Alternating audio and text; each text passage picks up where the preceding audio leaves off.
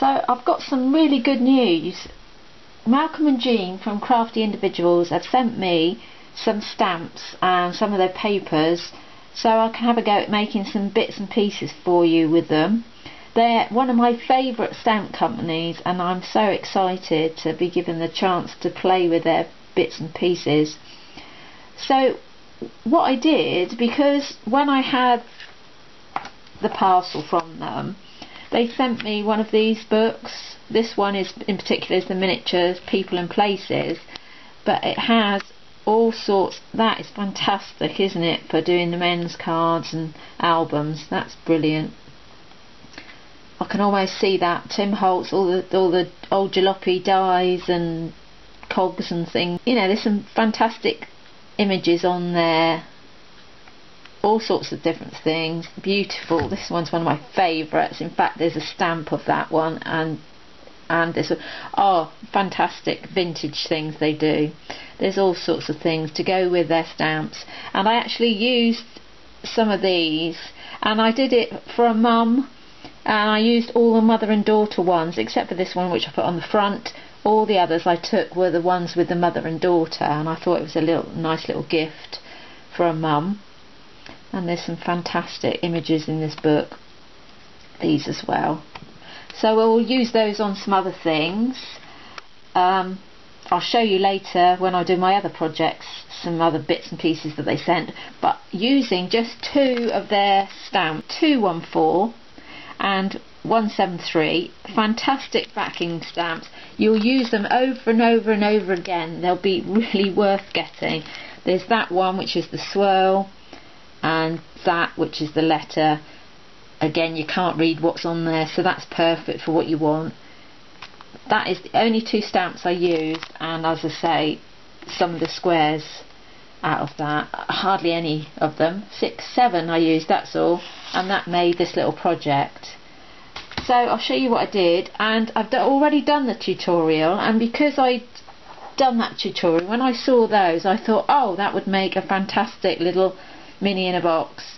So I've actually done the mini in the box again, and I've done it with those on the front. Just put some flowers and things, as you can see, a little key and some bits on there. I did those with a hot glue gun to make sure they stay on, and then inside I did it exactly the same way as I've done the tutorial. I've showed you, I've put a little bit of film on the end of this to show you how I ink the pages. This, instead of just putting the liner in, I put the liner in, then I put a piece of acetate, stamped the image on the acetate, just that script image with StazOn. You will have to use an alcohol based ink because otherwise it won't set on the acetate. So I used the black StazOn, which comes out there. You can see how fine that is. What I did was just cut a piece of acetate half an inch, or well, maybe make it 3/4 of an inch bigger on just one length, and then scored it, tucked it under on top and bottom. Then it comes out as the other one did. I put one flower on it. I actually put some little flower buds, but it's made it a little bit bulky. I could have done with not putting the other flowers on, because just that top one, on that very first one that comes off your top, you could put a little flower on, and you'd get away with the box sitting properly, the lid of the box sitting properly on it. But as I say, mine's a little bit too bulky, so my lid doesn't sit flat on the top. So just that one flower is all you'll be able to put on to stop it being too much.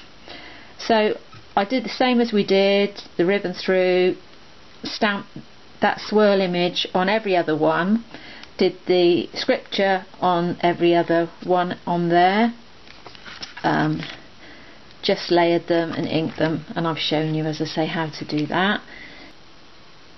So I'm also going to show you how I just decorated those sides. I used that stamp again, and we just used the top bit of it, the top section, and just ink that,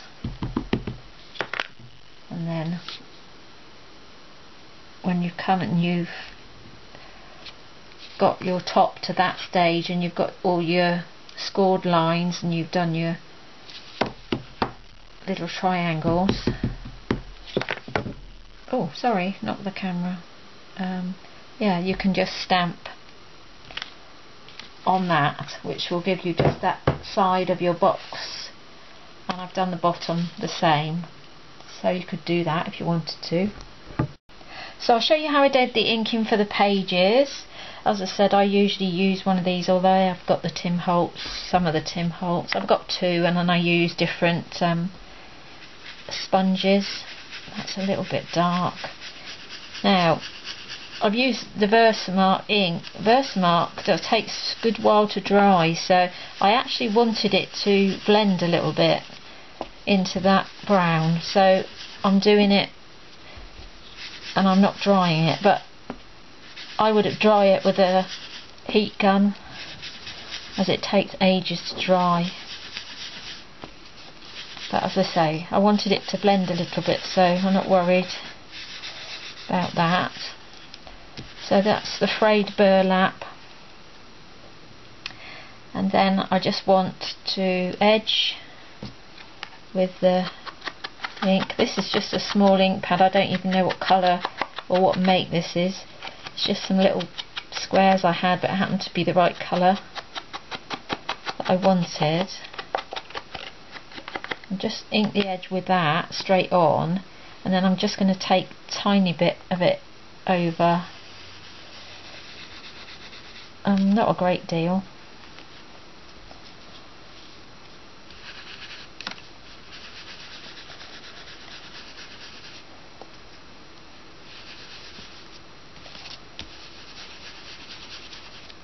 Just blend it in a little bit. The frayed burlap was a sort of bit of a greeny, yellowy, greeny tinge to it, so I thought that went nicely with some of the images, and that's what I did. And then you just 3D that on top. Actually, just make those edges a little bit darker again as well, make it pop a bit. There, that'll be better, yeah. On the actual cards where I've blended, it's frayed burlap, that little one, which I'm sorry I don't know what it was, that's just a little pigment ink one, and the Versacolour burgundy.